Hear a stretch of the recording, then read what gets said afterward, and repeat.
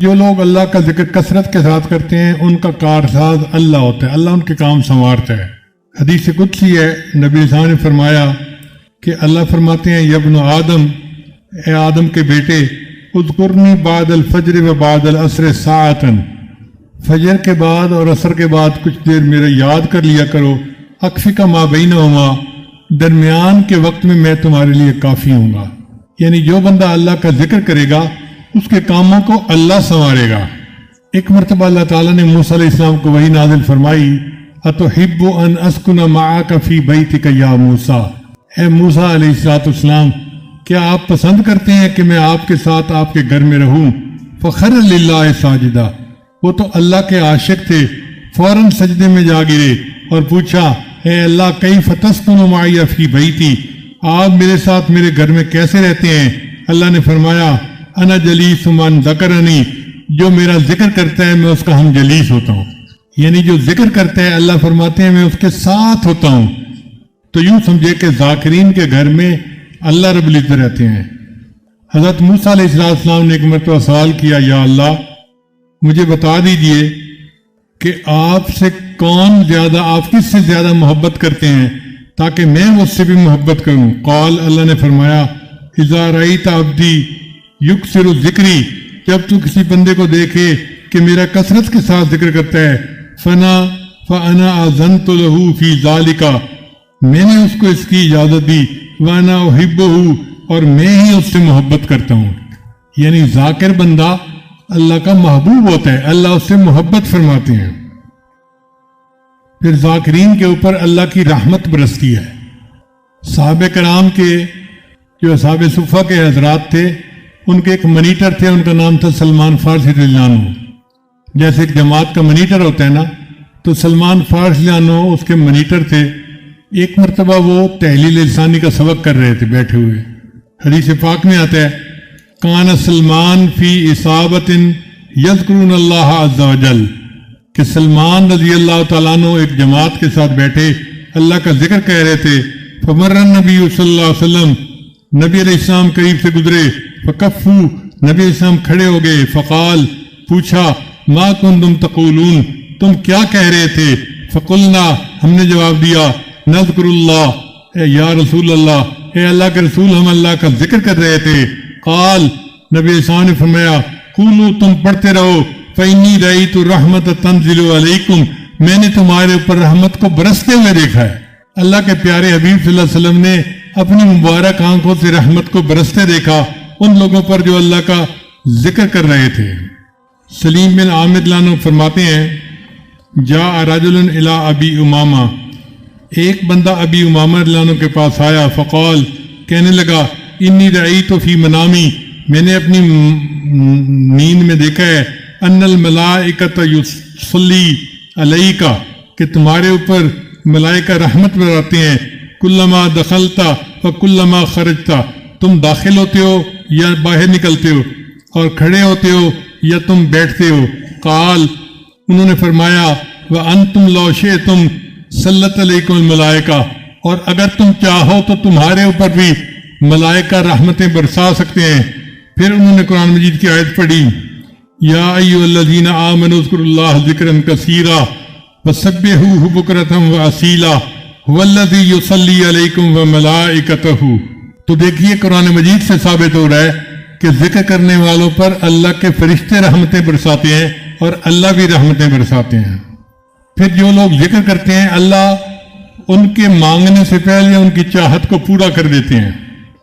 حذیفہ رضی اللہ عنہ روایت کرتے ہیں کہ نبی صلی اللہ علیہ وسلم نے فرمایا، قال اللہ تعالیٰ، اللہ فرماتے ہیں، من شغلہ ذکری ام مسألتی، جس کو میرے ذکر نے مانگنے سے روک دیا، آتیتہ قبل ان یسألنی، میں اس کو مانگنے سے پہلے عطا کر دیتا ہوں۔ یعنی وہ مجھ سے مانگتا نہیں، میں مانگنے سے پہلے اس کی دعا کو پورا کر دیتا ہوں۔ اس لیے ذکر جو ہے وہ دجال کا راستہ روکتا ہے۔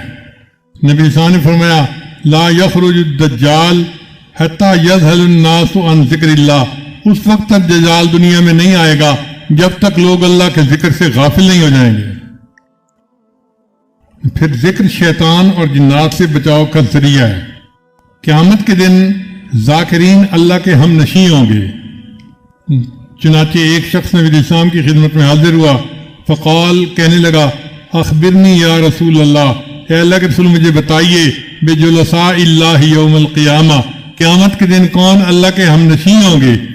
قال هم الخائفون الخاضعون المتواضعون الذاکرون اللہ کثیرا، جو اللہ سے ڈرنے والے، جھکنے والے اور اللہ کا ذکر کثرت کے ساتھ کرنے والے ہوں گے، وہ قیامت کے دن اللہ کے ہم جلیس ہوں گے۔ سبحان اللہ، یہ کتنی بڑی سعادت ہے کہ ذکر کی کثرت کرنے پر قیامت کے دن اللہ کے ہم جلیس ہوں گے۔ اس لیے ہمیں چاہیے کہ ہر جاندار اور بے جان چیز کے پاس اللہ کا ذکر کریں۔ نبی علیہ السلام نے معاذ بن جبل عنہ کو یمن بھیجا تو فرمایا اعبد اللہ ولا تشرک بہ شیئا، اللہ کی عبادت کرنا، اللہ کے ساتھ کسی کو شریک نہیں ٹھہرانا۔ وعمل للہ کأنک ترا، اور اللہ کو عبادت اس طرح کر جیسے تم اللہ کو دیکھتے ہو۔ وَاذْكُرِ اللَّهَ عِنْدَ كُلِّ حَجَرٍ وَشَجَرٍ، ہر حجر اور شجر کے پاس اللہ کا ذکر کرنا۔ اس لیے کسی شاعر نے کہا مراز پیر طریقت نصیحت یادست، مراز پیر طریقت نصیحت یادست، کہ غیر یاد خدا ہر چہ ہست بربادست۔ مجھے پیر طریقت کی ایک بات آج بھی یاد ہے کہ یاد خدا کے سوا جو کچھ بھی ہے وہ برباد ہے۔ تو اللہ تعالیٰ ہمیں اپنی یاد کی توفیق عطا فرما دے۔ نے ابی رضین رضی اللہ تعالیٰ عنہ کو فرمایا اذا خلوتا فاکثر ذکر اللہ، جب تم تنہائی میں ہو تو اللہ کا ذکر کثرت کے ساتھ کرو۔ پھر ایک حدیث میں آتا ہے کہ ذکر کرنے والوں پر اللہ کی زمین فخر کرتی ہے۔ انس روایت کرتے ہیں کہ ما من بقعۃ یذکر اللہ علیہا بصلاۃ او بذکر الا استبشرت بذالک الی منتہاہا الی 70 ارض وفخرت علی ما حولہا من البقاع، کہ جس زمین پر اللہ کا کوئی بندہ بیٹھ کر اللہ کو یاد کرتا ہے تو وہ زمین 7 زمینوں تک اس کی انوارات کو محسوس کرتی ہے اور زمین کے باقی ٹکڑوں پر فخر کرتی ہے کہ دیکھو میرے اوپر بیٹھے ہوئے ایک شخص نے اللہ کو یاد کیا۔ ابو ہریرہ فرماتے ہیں کہ ذاکرین کے گھر اس طرح چمکتے ہیں جیسے آسمان کے اوپر ستارے چمکتے ہیں۔ ان اہل السماء لیرون بیوت اہل الذکر تضیء لهم کما تضیء الکواکب لاہل الارض، جیسے زمین والے آسمان پر ستاروں کو چمکتا دیکھتے ہیں، اسی طرح اللہ کے فرشتے زمین کو دیکھتے ہیں تو ذاکرین کے گھر ان کو ستاروں کی طرح چمکتے نظر آتے ہیں۔ اس لیے ہمیں چاہیے کہ ہم اللہ کے ذاکرین کی صحبت اختیار کریں۔ ابن مسعود فرماتے ہیں صحبت اختیار نہ کرو مگر اس کی جو اللہ کے ذکر میں آپ کا معاون ہو۔ اور ایک حدیث مبارکہ میں آتا ہے کہ 3 بندوں کی دعائیں رد نہیں ہوتی، 3 بندوں کی دعائیں رد نہیں ہوتی۔ ایک الذاکر اللہ کثیرا، جو اللہ کا ذکر کثرت کے ساتھ کرے اس کی دعا رد نہیں ہوتی۔ ودعوت المظلوم، مظلوم کی دعا رد نہیں ہوتی۔ وامام المقسط، اور عادل بادشاہ کی دعا رد نہیں ہوتی۔ تو ہمیں چاہیے کہ ہم کثرت کے ساتھ ذکر کریں اور اپنا پورا وقت اللہ کی یاد میں رہیں۔ ایک بزرگ فرماتے تھے کوئی نقشبندی ہے، کوئی قادری کوئی سہروردی ہے، اگر دل میں ایک خدا کی یاد ہے تم سب کچھ ہو، ورنہ تم کچھ بھی نہیں ہو۔ اگر ہمارے دل میں ایک خدا کی یاد ہے تو پھر تو یہ الفاظ ہمارے ساتھ ٹھیک لگتے ہیں، ورنہ ہم کچھ بھی نہیں ہیں۔ اس لیے حضرت مجذوب رحمۃ اللہ فرماتے ہیں یاد میں تیری سب کو بھلا دوں، کوئی نہ مجھ کو یاد رہے، تجھ پر سب گھر بار لٹا دوں، خانہ دل آباد رہے، سب خوشیوں کو آگ لگا دوں، غم سے تیرے دل شاد رہے، سب کو نظر سے اپنی گرا دوں، تجھ سے فقط فریاد رہے، اب تو روے دستاد میں آخر، ورد زباں اے میرے الہ، لا الہ الا اللہ، لا الہ الا اللہ۔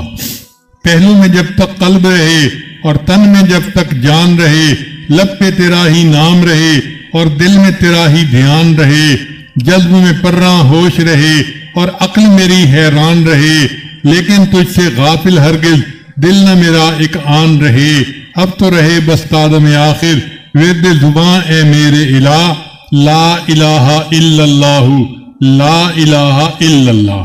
انسان اللہ کا ذکر کرتا ہے تو اس کے دل کو سکون ملتا ہے۔ اللہ فرماتے ہیں الا بذکر اللہ تطمئن القلوب، کہ اللہ کی یاد کے ساتھ دلوں کا اطمینان وابستہ ہے۔ نہ دنیا سے، نہ دولت سے، نہ گھر آباد کرنے سے تسلی دل کو ہوتی ہے، خدا کو یاد کرنے سے۔ کتنی تسکین ہے وابستہ تیرے نام کے ساتھ، نیند کانٹوں پہ بھی آ جاتی ہے آرام کے ساتھ۔ جو شخص اللہ کو معذرت کے ساتھ یاد کرتا ہے، اللہ تعالیٰ اس کو مغفرت کے ساتھ یاد کرتے ہیں۔ اللہ فرماتے ہیں فاذکرنی اذکرکم، میرے بندو تم مجھے یاد کرو، میں تمہیں یاد کروں گا۔ اس کا یہ مطلب نہیں کہ بندہ کہے اللہ اللہ اللہ اور اللہ کہے گا بندہ بندہ بندہ، نہیں۔ اس کا مطلب یہ کہ اللہ اس پر رحمتیں برسائے گا۔ اس کی مثال یوں سمجھیے کہ آپ اپنے بیٹے کی سفارش کسی اپنے دوست افسر سے کر رہے ہیں، تو آپ کہتے ہیں جی میرا بیٹا انٹرویو کے لیے آئے گا، آپ ذرا اس کو یاد رکھیے گا۔ تو یاد رکھنے کا کیا مطلب کہ اس کی فیور میں اپنا فیصلہ دے دینا۔ اسی طرح جو بندہ اللہ کا ذکر کرتا ہے، اللہ اس کے فیور میں اپنے فیصلے فرما دیتے ہیں۔ یہ اللہ کا یاد کرنا ہے اپنے بندے کو۔ نماز کا اصلی مقصد بھی اللہ کو یاد کرنا ہے۔ اللہ فرماتے ہیں اقم الصلاۃ لذکر کی، نماز قائم کر میری یاد کی خاطر۔ اللہ تعالیٰ نے حضرت موسیٰ علیہ السلام اور ہارون علیہ السلام کو جب نبوت سے سرفراز فرمایا تو ایک نصیحت کی، ارشاد فرمایا اذهب انت واخوک بآیاتی، جائیے آپ اور آپ کا بھائی میری آیتیں لے کر، ولا تنیا فی ذکری، اور میری یاد میں غافل نہ ہونا۔ اس کا مطلب یہ کہ دنیا میں سب سے اہم چیز اللہ کی یاد ہے۔ سچ کہوں تو کسی نے صحیح بات کہی، تیری یادوں کے سوا دنیا میں رکھا کیا ہے۔ انسان جب اپنے دشمن پر قابو پا لیتا ہے تو سب سے پہلے وہ چیز چھینتا ہے جو خطرناک ہوتی ہے۔ اس لیے فوجی دوسرے فوجی کو جب پکڑتا ہے تو کہتے ہیں ہینڈز اپ، تاکہ اس کے ہاتھ سے جو اسلحہ ہے وہ اتر جائے۔ شیطان جب انسان پر قابو پا لیتا ہے تو سب سے پہلے اس کو ذکر سے غافل کر دیتا ہے۔ اللہ فرماتے ہیں استحوذ علیہم الشیطان فانساہم ذکر اللہ، ان پر شیطان غالب آ گیا اور شیطان نے ان کو یاد الہی سے غافل کر دیا۔ قرآن مجید میں اللہ تعالیٰ نے عقل مند لوگوں کی نشانیاں بتائی ہیں کہ کون لوگ عقل مند ہیں۔